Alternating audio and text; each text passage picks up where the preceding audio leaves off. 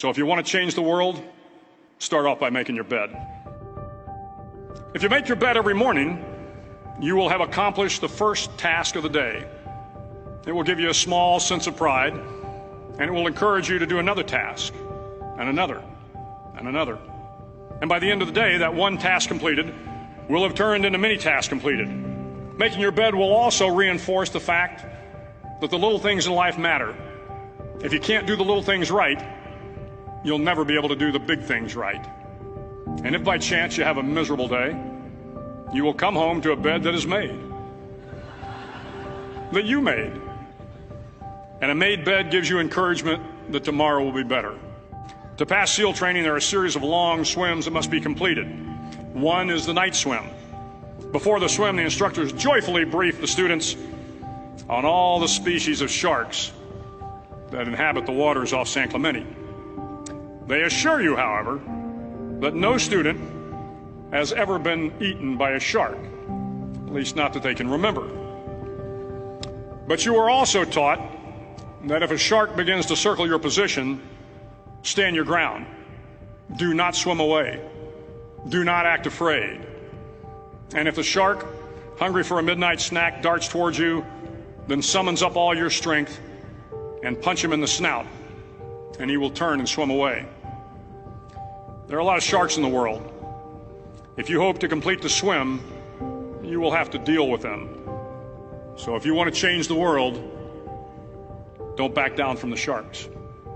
Over a few weeks of difficult training, my SEAL class, which started with 150 men, was down to just 42. There were now 6 boat crews of 7 men each. I was in the boat with the tall guys, but the best boat crew we had was made up of the little guys, the Munchkin crew, we called them. No one was over 5'5". The Munchkin boat crew had 1 American Indian, 1 African American, 1 Polish American, 1 Greek American, 1 Italian American, and 2 tough kids from the Midwest. They out-paddled, outran, and outswam all the other boat crews. The big men in the other boat crews would always make good-natured fun of the tiny little flippers the Munchkins put on their tiny little feet prior to every swim. But somehow these little guys from every corner of the nation and the world always had the last laugh, swimming faster than everyone and reaching the shore long before the rest of us. SEAL training was a great equalizer. Nothing mattered but your will to succeed, not your color, not your ethnic background, not your education, not your social status. If you want to change the world, measure a person by the size of their heart, not by the size of their flippers. The 9th week of training is referred to as Hell Week. It is 6 days of no sleep, constant physical and mental harassment, and 1 special day at the Mud Flats.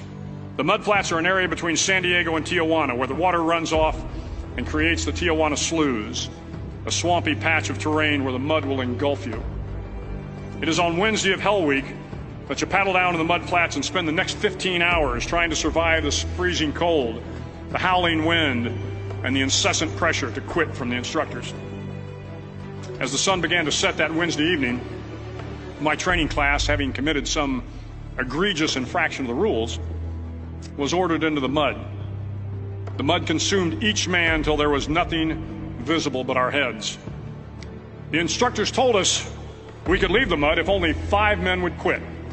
Only 5 men, just 5 men, and we could get out of the oppressive cold. Looking around the mud flat, it was apparent that some students were about to give up. It was still over 8 hours till the sun came up. 8 more hours of bone-chilling cold. The chattering teeth and the shivering moans of the trainees were so loud, it was hard to hear anything. And then one voice began to echo through the night. One voice raised in song. The song was terribly out of tune, but sung with great enthusiasm. One voice became 2, and 2 became 3, and before long, everyone in the class was singing.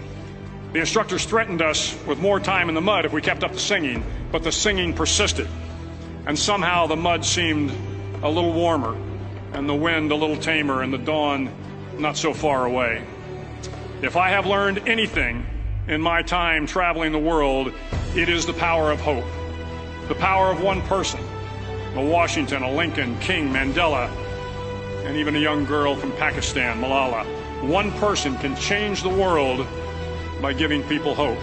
So if you want to change the world, start each day with a task completed. Find someone to help you through life. Respect everyone.